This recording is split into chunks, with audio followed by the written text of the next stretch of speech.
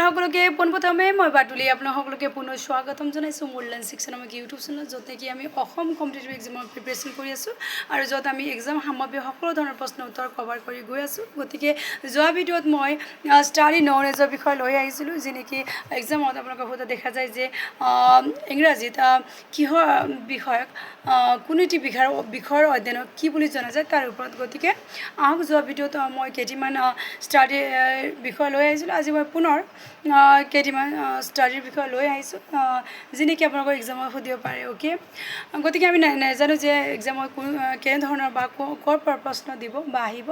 গতিকে আমাৰ কাম হ'ল পঢ়া। গতিকে সেয়ে যিখিনি এক্সাম সামগ্ৰী সেই আটাইকেইটি কভাৰ কৰি গৈ আছোঁ মই।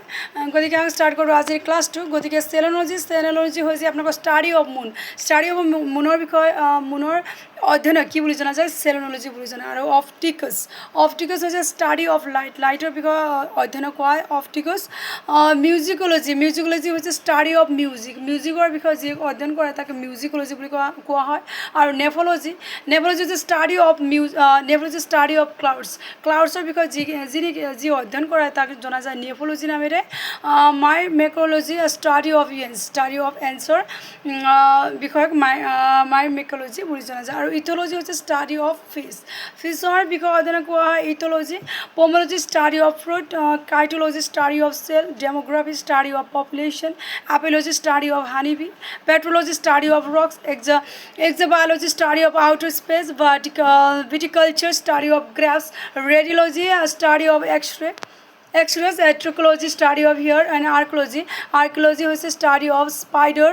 এৰ'লজি study of hair and agriculture study of cultivating raising crops and rearing livestock. গতিকে এইকেইটি হ'ল ষ্টাডিৰ বিষয়ে ইম্পৰ্টেণ্ট এটি ভিডিঅ'। অ'কে, য'ত নেকি আমি কিহৰ অধ্যয়ন কি বুলি জনা যায় তাৰ ওপৰত এটি ভিডিঅ'।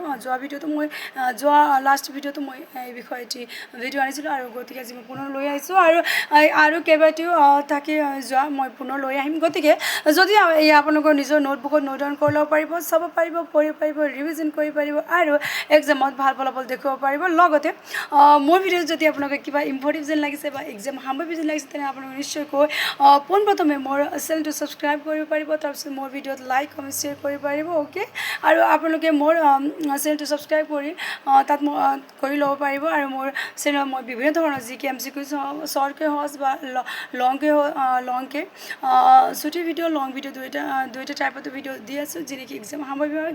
গতিকে আপুনি নিশ্চয়কৈ মোৰ চেনেলটো ছাবস্ক্ৰাইব কৰিব পাৰিব। অ'কে, গতিকে আজিলৈ আহোঁ। ধন্যবাদ আপোনালোক সকলোকে।